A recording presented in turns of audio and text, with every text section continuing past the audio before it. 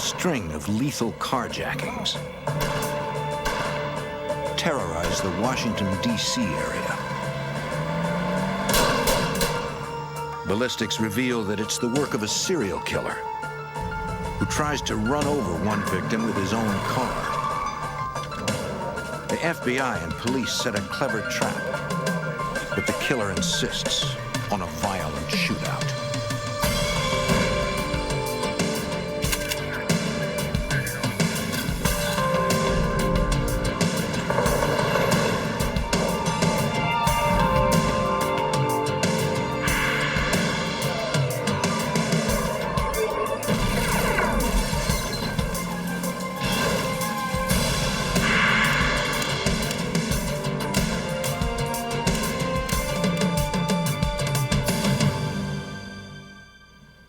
In the early 90s, a serial killer stalked lone victims in the dead of night. His hunting ground, the suburbs of Washington, D.C. His target, anyone who owned a car. I'm Jim Kallstrom, former head of the FBI's New York office. The gunman was as elusive as he was deadly. He struck quickly and without mercy. Now the FBI must follow the twisted path of a killer wherever it leads.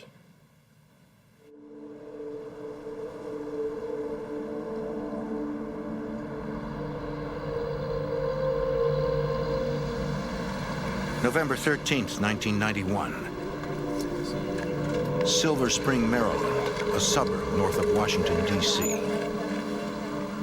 Montgomery County Police respond to a report of shots fired at a car dealership. Officers discover the body of a woman shot in the chest and forehead. Call the medical examiner. And another gunshot victim nearby. It's got a pulse. The man is breathing but unconscious. Paramedics rush him to the hospital.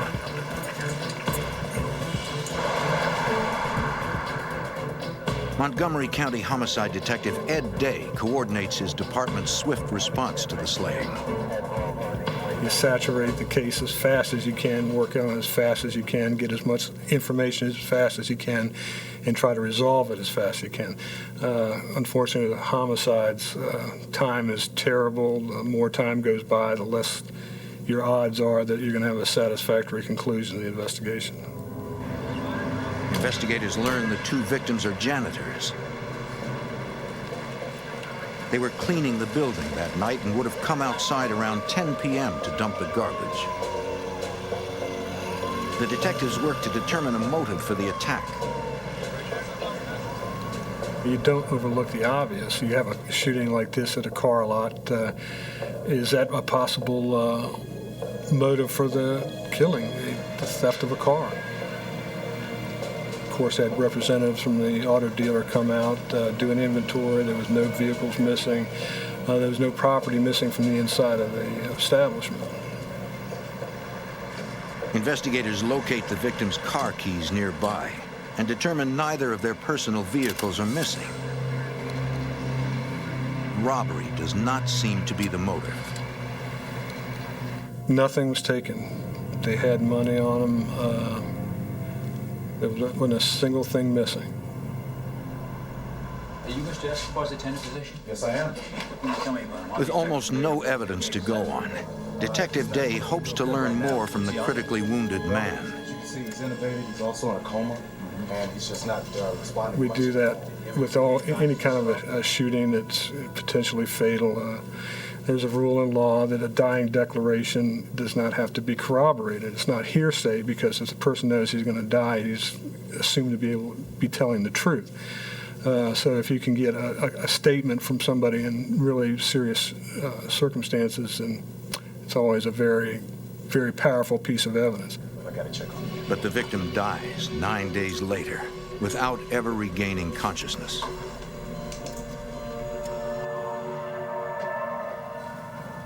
During the autopsy, the medical examiner recovers the only piece of physical evidence, the bullets that killed the victims.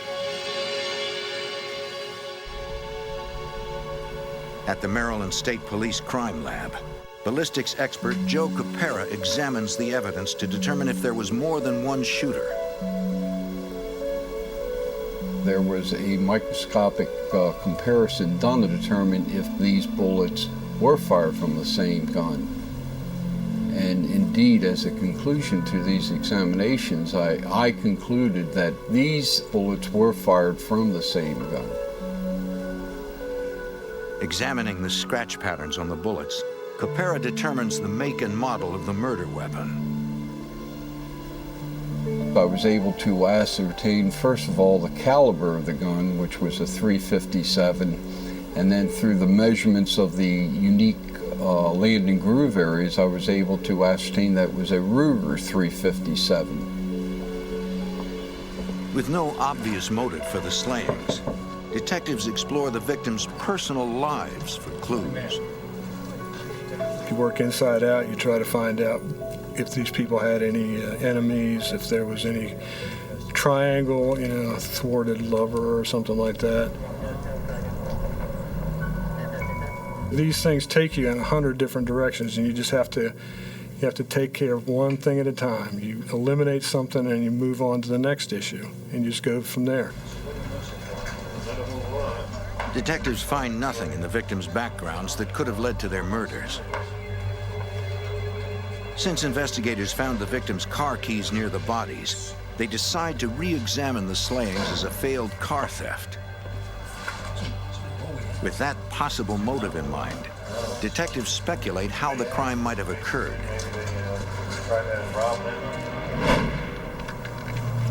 They were cleaning. The business was closed for the night.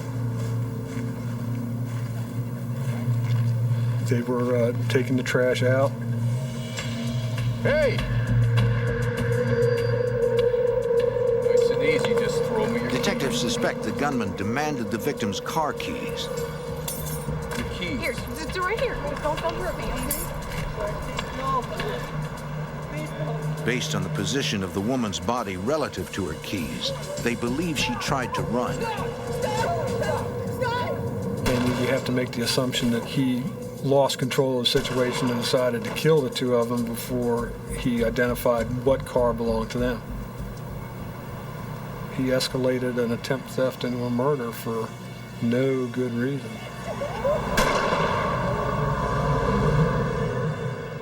With little evidence to go on, the case grows cold. Then, 3 months later, investigators respond to the scene of another homicide.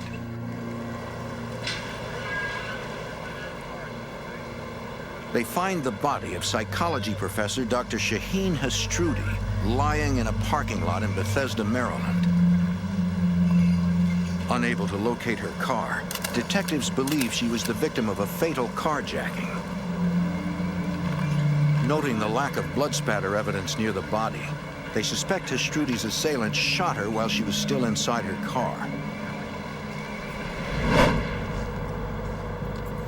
Through interviews with her colleagues, authorities determined Dr. Hastrudi left her office around 8 p.m.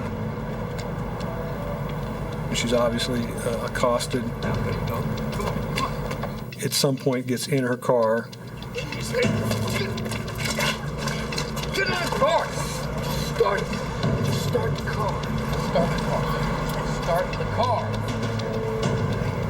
Don't touch her! Once she's already in the car, she's shot.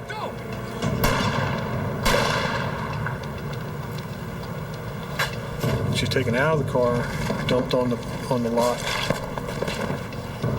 and the suspect steals her car.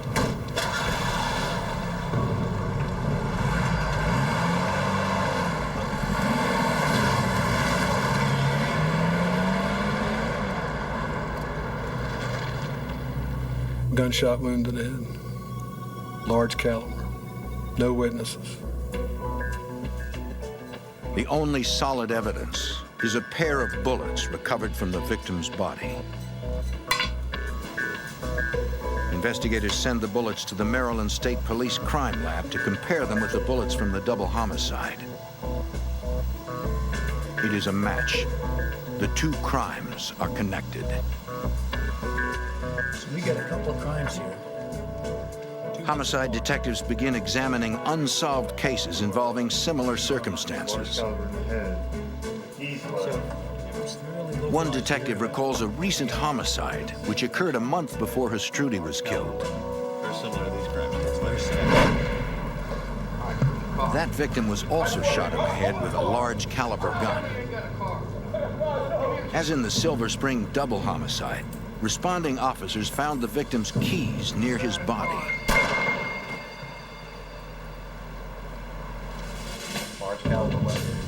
But this victim didn't own a car, which leads investigators to question whether car theft was the motive, or if the case is even connected to the other shootings.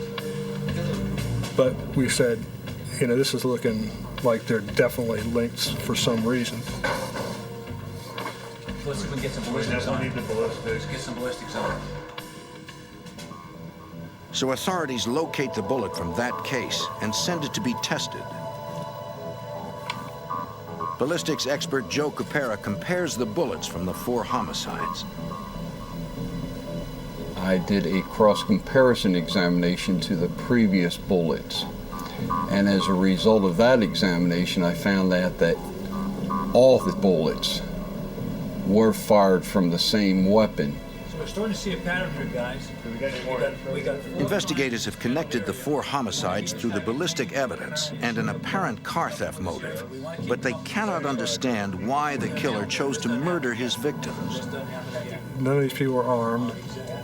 Stature-wise, none of these people I thought were particularly a threat to the suspect. 2 possibilities: that he had lost control of them and felt the best way to regain control of the situation was to kill him, or there was some psychological reason that he didn't like these particular people. Detectives believe they are dealing with an extremely violent and unpredictable criminal and suspect he may still be in the area. Montgomery County was his basis of operation. That's where he felt most comfortable. That's where he did all his murders. That's where he did his most risky business. That's where he laid in wait for people. So it was obvious he had some strong tie to Montgomery County. Investigators suspect he will strike again and hope to stop him before he does. But they have no clues that can help identify him.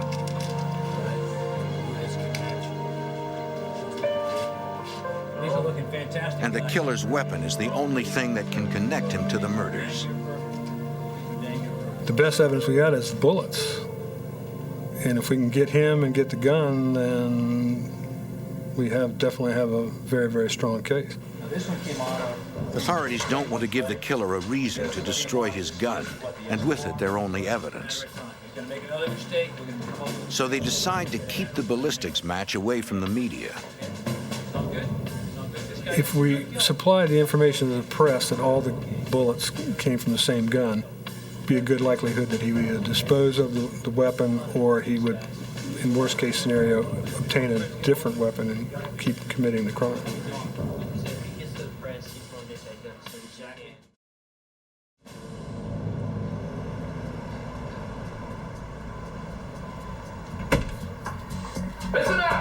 More than a week after the Hustruti killing, a man wearing a stocking mask and latex gloves robs a bank in Chantilly, Virginia.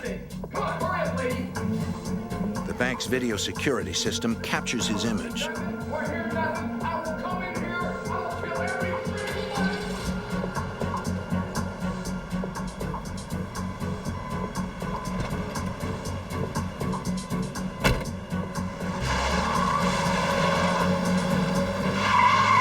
A witness tells the FBI that the bank robber fled in a late model white vehicle and gives them the license plate number. The description of the getaway car matches the vehicle stolen from Hustruti, attracting the attention of Montgomery County detectives. But the license plate is not Hustruti's. Investigators trace the plate and discover it had been stolen from a vehicle in Annandale, Virginia. I've seen them around together and stuff, and it really looked like that. For detectives, this leaves open the possibility that Hustruti's car was used in the bank robbery.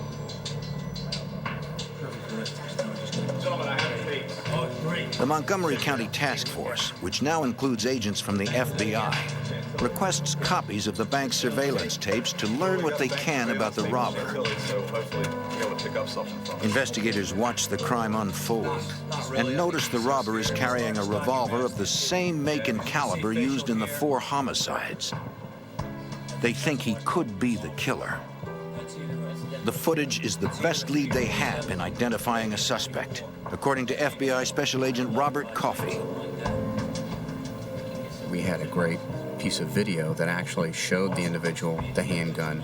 That picture was actually put on the news locally and regionally to try to see if we could spark some interest as far as someone identifying him. Investigators also release information that their suspect, the money he stole, and the vehicle he was driving may be covered in red dye. If you do anything, a phone call, anything, I'm going to shoot somebody. The teller managed to slip dye packs into the bag of money. And a dye pack is a device that once it goes through the door of the bank, it's electronically activated. There's a timer on it that gives a person a little bit of time to get away from the bank, and then it explodes, spewing this terrible red dye. It stains. It's very difficult to get off. It gets on the money, and it will not come off the money. It takes a while to get it off you personally. 5 days after the bank robbery, police in Northern Virginia find an abandoned car bearing the stolen plates reported by the witness. A check of the vehicle identification number proves that it is a Shootist car. The officer peers inside, examining the interior. We had the red dye stains in it from the dye packs from the bank. We had proof positive that it had been used in the bank robbery. Officers impound the vehicle and transport it to the police garage for processing.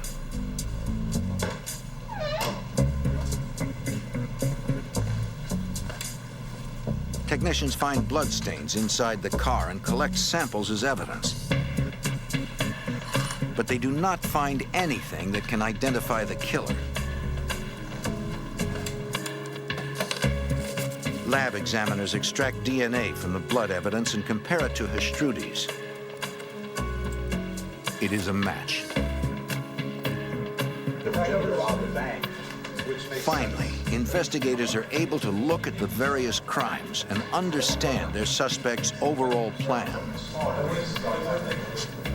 It's gelled into something that makes a little bit of sense. You went from a situation where you had a whole bunch of motives that really didn't make sense to now a concrete motive. This person is killing people to steal cars to commit bank robberies. Although authorities now understand why the suspect is murdering innocent people, they have no clue who he is. Investigators face the nearly impossible challenge of identifying and catching a ruthless gunman before he kills again. The FBI and Maryland's Montgomery County Police are hunting a killer who has already committed 4 homicides, as well as a bank robbery. Several FBI agents are part of the task force pursuing the gunman, including Special Agent Robert Coffey. One of the main roles of the FBI, specifically in this type of a crime, is that we work with many different agencies to corral all of the investigators and bring forth the information in one kind of a think tank. This multi-agency approach is an invaluable investigative resource for Montgomery County homicide detective Ed Day. When you start working with multiple jurisdictions on different cases, well, the more jurisdictions are involved, the more jurisdictions have an interest, the more assets you can draw from. The task force now understands their suspect's crime pattern. He steals a person's car at gunpoint, killing his victim, then uses the vehicle in a bank robbery.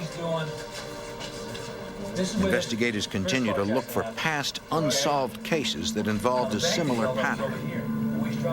nothing occurs in a vacuum. Somebody doesn't just start killing people, so that's when we really started doing the research. They identify an incident that occurred in their county almost a year earlier.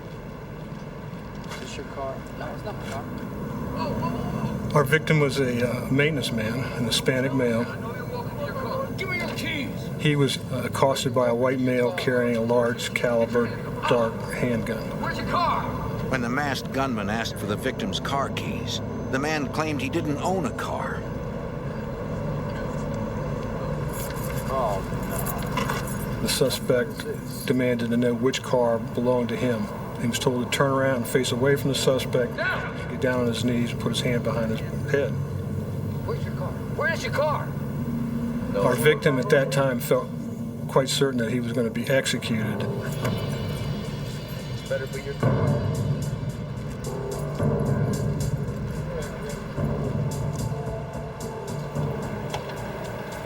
The suspect fired 3 shots. One of the shots hit him in the forearm. The victim managed to flee down an alley and hide behind a bush. And spent some minutes there waiting for the situation to calm down. After 10 minutes, the victim returned to the street and waved down the first car he saw, hoping for assistance. To his horror, it was the gunman.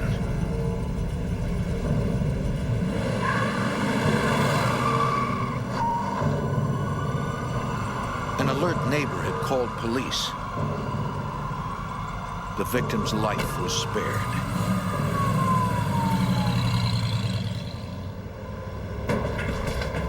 The following day, a witness reported seeing a masked gunman leaving the scene of a bank robbery in Centerville, Virginia.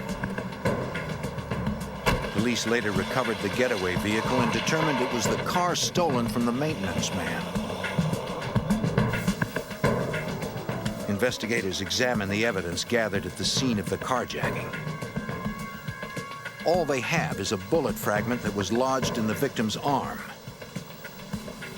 Ballistics expert Joe Capera. One does not necessarily need the whole bullet as long as the fragment that is left that he is examining has enough ballistic evidence on it that he can use. He tests the fragment against the other recovered bullets to determine if that case is connected to their current investigation. The bullet fragment matches, but the task force is still no closer to identifying their suspect. The lab's not getting anything out of these. I mean, these cars are...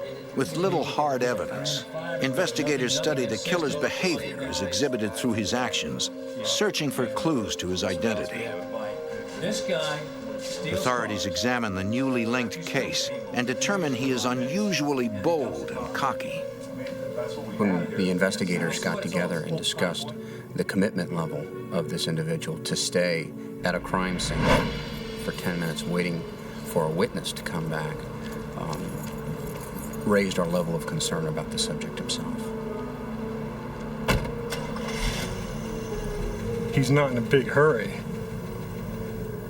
He feels pretty comfortable that the police aren't going to be there anytime soon. Investigators also believe the suspect has a quick-tempered, vengeful personality. He's very upset with his victim. He's decided that he has been himself wronged in some way, and he's going to make him pay for it. But authorities cannot understand why the suspect uses what appears to be an unnecessary level of violence during the carjackings. It does not make sense to kill somebody in the least risky part of the crime. The biggest risk he's taken is when he goes into those banks, as far as getting captured, being identified, or running into any real obstacles. Taking these people, innocent people off in the middle of the night in a ground of his own choosing where he can isolate them. I mean, he's safer at that location than he is at anywhere else and anything else he does. It just doesn't make sense why he chose to kill these people.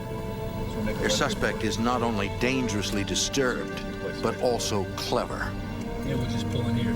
One of the more interesting parts of The MO that this individual used was the number of jurisdictions through which he perpetrated his crimes. He exploits the fact that no single police department can readily see his entire crime pattern. We have a carjacking in one jurisdiction. We have a stolen tag from a second jurisdiction. We have a bank robbery in a third jurisdiction. And then we have the car abandoned in a fourth jurisdiction. The gunman's efforts to stymie police do not stop there. Each time he abandons a stolen car, he leaves it unlocked with the keys in plain view. One of the difficult parts of recovering the vehicles following the robberies is that they were being driven by other people. By leaving the vehicle with the keys in it, the vehicles were then subsequently restolen. Leaving the vehicles to be restolen destroyed whatever forensic evidence would have been left behind. So the only thing we had to match all of the crimes was the forensic evidence from the ballistics. Investigators continue to look for additional unsolved carjackings in which the vehicle was later used in a bank robbery. They identify a case that occurred within miles of the other thefts.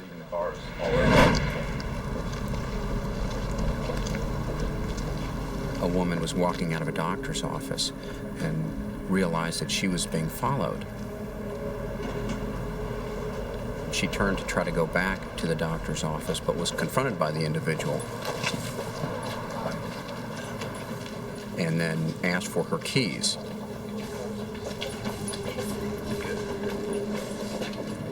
They walked over to the car.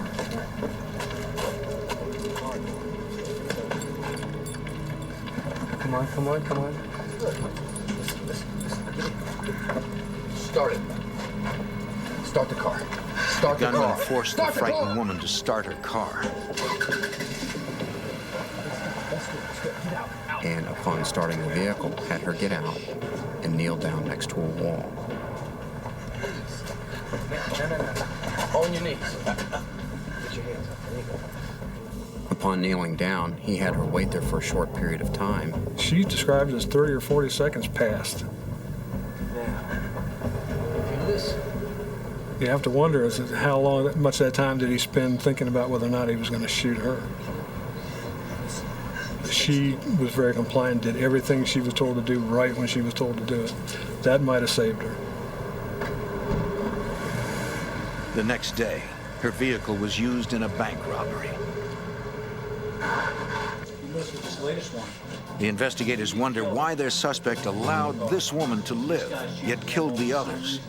Anybody got any idea? They come up with several theories. His next move, stay ahead of him. The fact that she was a Caucasian female might have had something to do with it. He might have had harbored some malice towards Hispanic people or foreign people, or it could be something simple about he lost control in those situations. In fact, the best way to gain control was to kill him.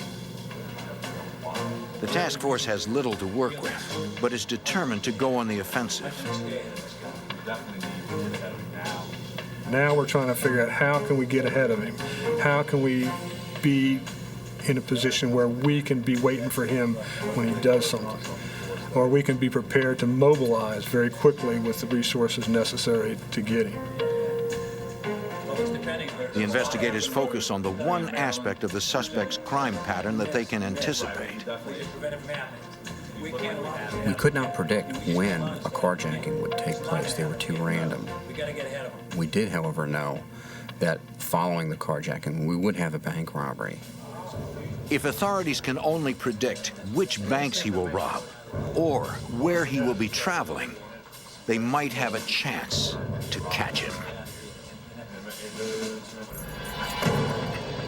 A masked gunman strikes again and again in suburban Maryland, just north of the nation's capital.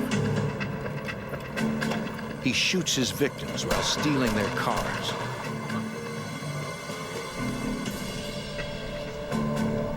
Which he later uses to rob banks. Hey guys, I got some photos of the bank. In the spring of 1992, the FBI and Montgomery County Police analyzed their suspect's habits in hopes of trapping him. Identify why this guy's picking these banks. You go ahead and stick him up on the Homicide Detective Ed Day We had people take aerial photographs of every crime scene and the different escape routes and things of that nature, trying to find some logical pattern to what he was doing, something that would maybe give us a clue. What are consistencies? What are inconsistencies? Is there anything like that that we can use to our advantage to foretell what he might do next? On the surface, the list of crime scenes appears random. But a closer look by investigators reveals all the banks he robbed share a single trait. Everywhere he went, he had access to a major roadway that would take him pretty quickly to a thoroughfare like 495 or 270 or something like that. The task force shifts their focus from predicting where the suspect will strike next to catching him when he makes his escape after a bank robbery. They decide they will cast a dragnet on all highway exit ramps in the area. FBI Special Agent Robert Coffey. We developed a plan where we would cast a net using all of the jurisdictions, law enforcement within the Washington area, to where once the bank robbery were to take place, he would have to pass through some points of the net. Meeting with officers from every police department in the area, the task force details their plan. They will watch for any carjacking reports resembling their suspect's MO. Officers from each jurisdiction will then prepare for a quick response if a bank is subsequently robbed.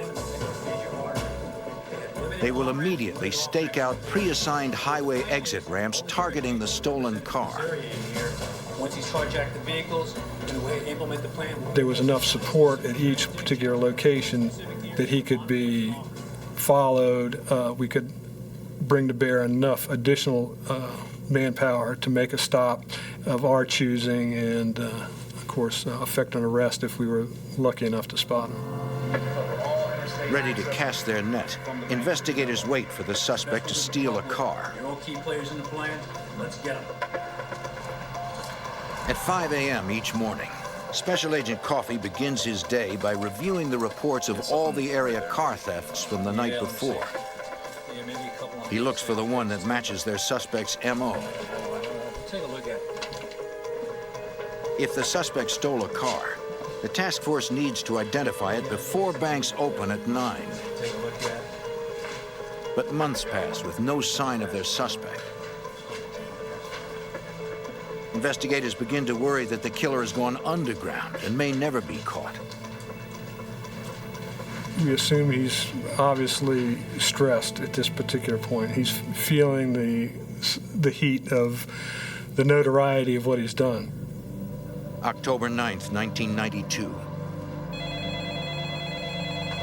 Special Agent Coffey. 8 months after the killer's most recent slaying. I get notification from our Baltimore agents that another carjacking has taken place. We've got a white male with a ski mask, latex gloves, and a handgun. It's taken place all the way up in Baltimore. At approximately 7 a.m., a 15-year-old girl walked to her mother's car. Suddenly, an armed man approached her and demanded the keys.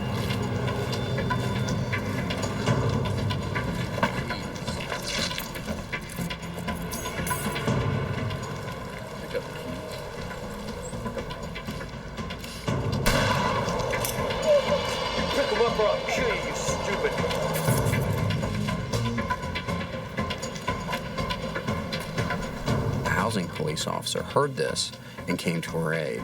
Get away from the car! Get away from the car! Get away from the car!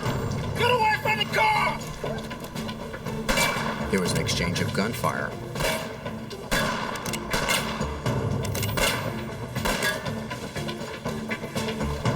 And the carjacker took her vehicle and fled the scene.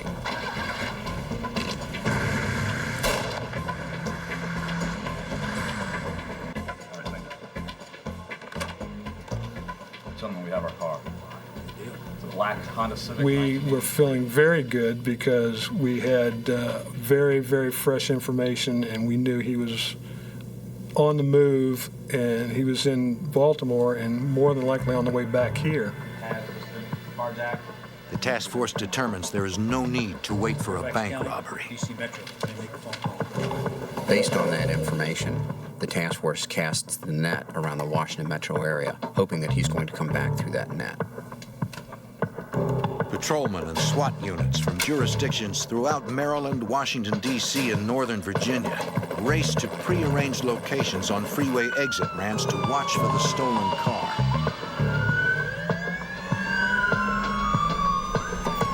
Since police cannot be sure if the suspect has had time to switch the license plates, they pull over every vehicle matching its description.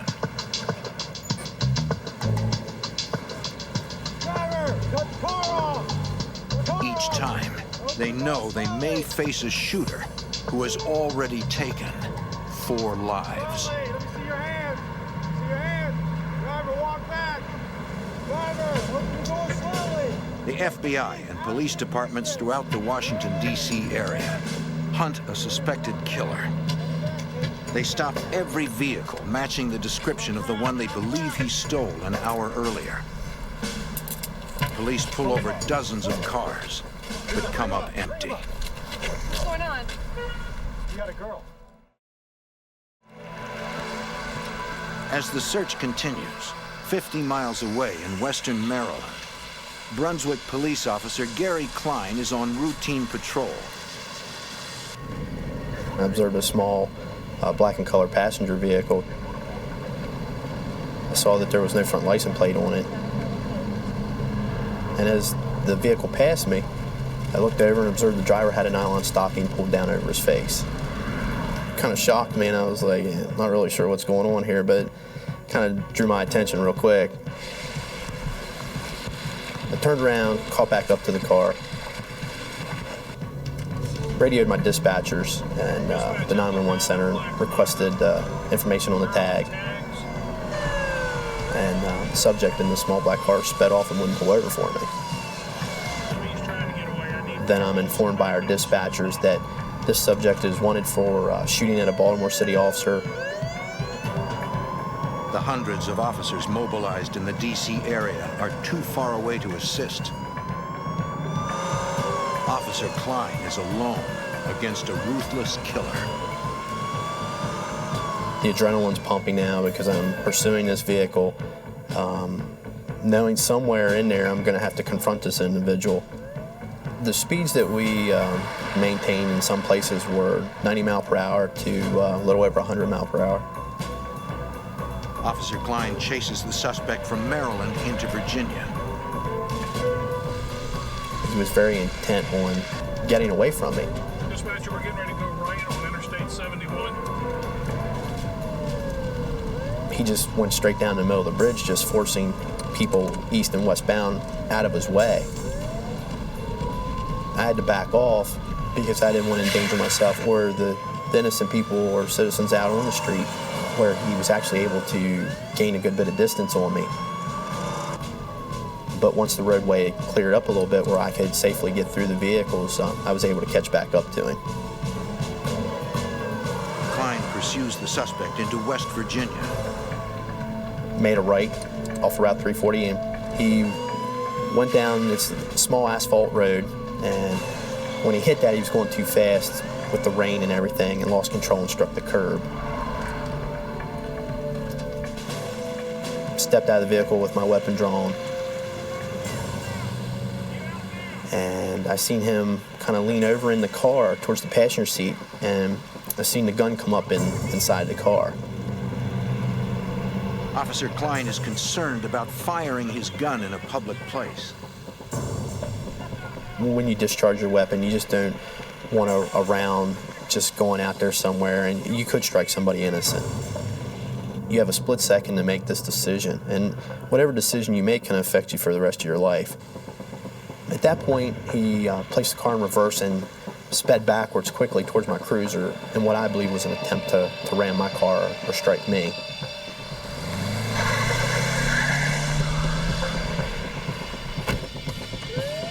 proceeded down a small access road.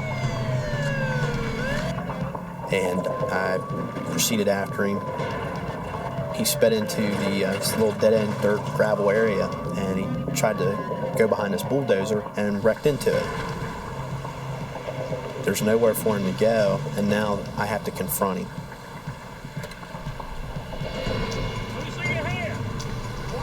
At that time, I see the gun coming up, which just kind of made my heart jump out of my chest. While the suspect ducks for cover, Officer Klein strategically moves to his right. You don't want to stay in one position, especially after he already knows where you're at. Klein's tactic works. The suspect fires at the position where Klein used to be. I actually fired more shots at him as he ran to get to the backside of his car for cover. With backup units still minutes away, the lone officer fights to stay alive in a violent face-off with a vicious killer. Let me see him.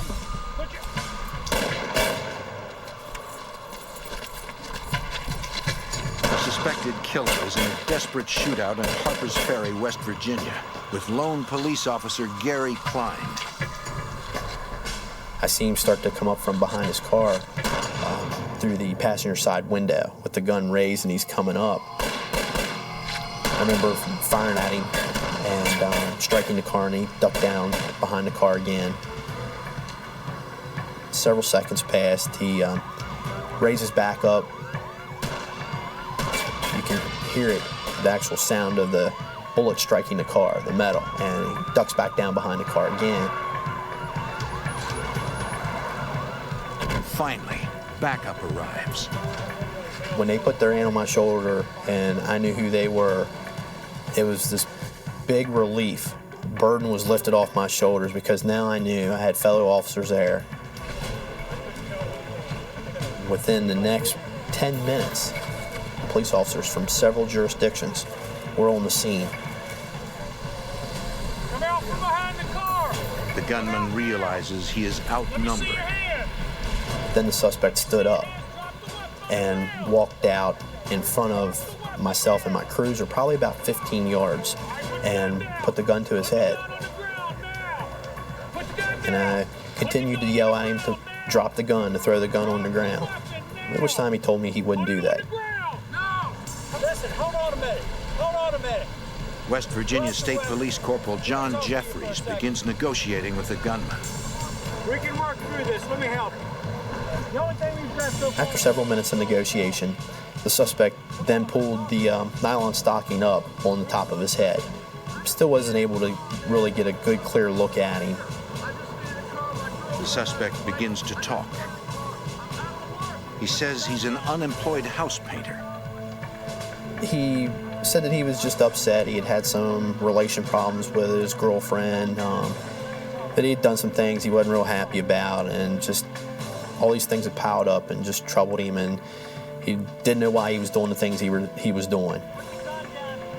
After a 45-minute standoff, the gunman makes an unusual demand. I remember him saying he wanted to talk to his mother. So he gave his mother's name and phone number. Several tense minutes pass as police attempt to reach the suspect's mother. He advised the suspect that they had his mother on the phone. The woman on the line asks the negotiator for the suspect's name. He identified himself as Alan Newman. He wasn't real sure of the police. He didn't know if we were just lying to him or what we were doing.